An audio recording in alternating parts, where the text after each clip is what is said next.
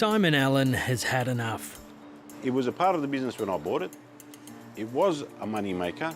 Now, it's not worth having. He's owned this news agency, which also sells cigarettes in Reservoirs North, since 2017. Now it's collateral damage to a flourishing illegal tobacco trade. Most of the shelves are now empty.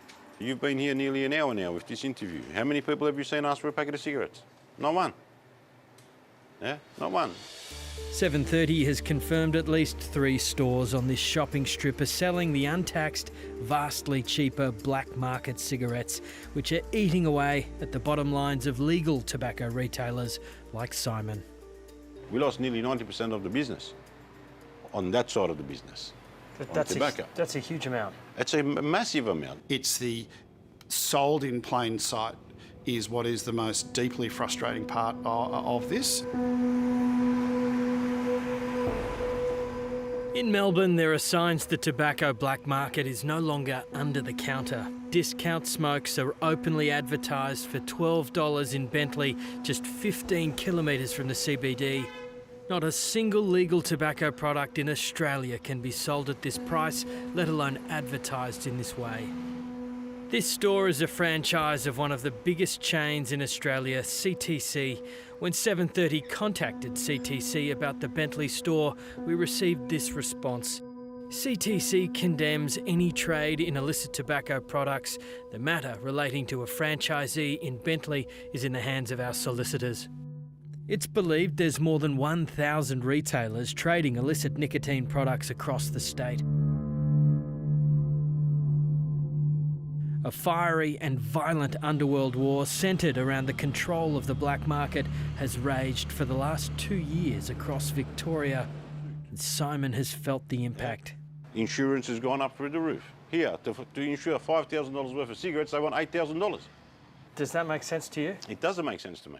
It does not. But unfortunately, because you've got tobacco, you're a target for bombing, fire bombing or this or that. Okay, but I don't sell this type of tobacco. Victoria is the only state or territory in the country without a licensing scheme to sell tobacco. This means there are no controls on who can sell it. That is about to change. The state government's licensing scheme, announced in November last year, is due to be established in the middle of this year. Under the scheme, retailers will need to pass a fit and proper persons test to have a licence to sell tobacco. It's set to be enforced in 2026. Way too long. This has been going on way too long. That timeline is actually quite absurd. Minister. Enver Erdogan is the minister responsible for the scheme. I think it will mean tough new penalties, the toughest in the nation. I think 15 years of imprisonment is a big deterrent. The Victorian government believes up to 10,000 retailers could sign up for a licence. In March, the government said it wanted to charge a blanket annual fee of between $1,100 and almost $1,500, regardless of the size of the business. We've looked at the model, we've put out a regulatory impact statement, we've suggested fees of low to mid $1,000. We're strongly of the view that is too high, particularly relative to what we see in other states. Queensland, it's around $450. We think that's a good mark. David Innell is the CEO of Master Grocers Australia, which represents more than 500 retailers across Victoria. For our members, at that amount, it may be the straw that broke the camel's back, and we may see some members just decide not to sell tobacco. We've got tobacconists all up and down the street, which we never had beforehand. Sales of tobacco at this grocer in Windsor on Melbourne's busy Chapel Street have dropped from $2,500 a day in 2022 to now around $1,000 a week. It's just been very difficult to try and stop the leakage to illicit sales. There is frustration among some legal tobacco retailers, with the local government employees tasked with tobacco regulation and compliance. They're known as environmental health officers, or EHOs, and are employed by local councils. They're still doing a great job making sure we're doing the right thing, but we don't believe that they're going into other retailers and checking on them as far as the illicit product. Well, I don't think that's fair. I mean, the difficult thing we've got at the moment is what is legal and what isn't legal. There's no regulation. What role does an EHO play? What are its duties? Well, education's the main thing. So I might be going into a store like this, having a chat to the owner, making sure that the signs are up, for example, so we know that they're compliant with the legislation. But then it might be too having a look through the products that they're selling, making sure that the products they are selling are legal. David Innell says it's unclear how regulations around illegal tobacco sales will be enforced. We're unclear as to which department will be in charge. We're unclear as to what their budget is. And we're more to the point and of deep frustration and concern for us, we don't see a matching of proposed resources to fixing the problem. What role will police have in this new scheme? Yeah, I think it's envisaged that the new regulator will be working very closely with Victoria Police. Obviously, we'll have inspectors on the ground. They'll be working together with Victoria Police, and there'll be joint operations.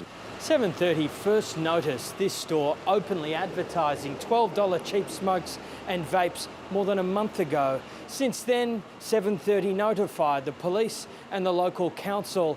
Now, in mid-May, the signs are still here.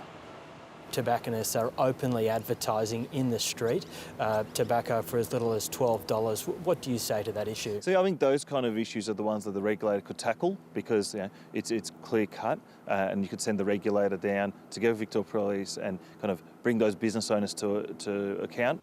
David Innell believes the federal government's high taxes on tobacco, which has seen excise revenue plummet by almost $7 billion, is the underlying issue.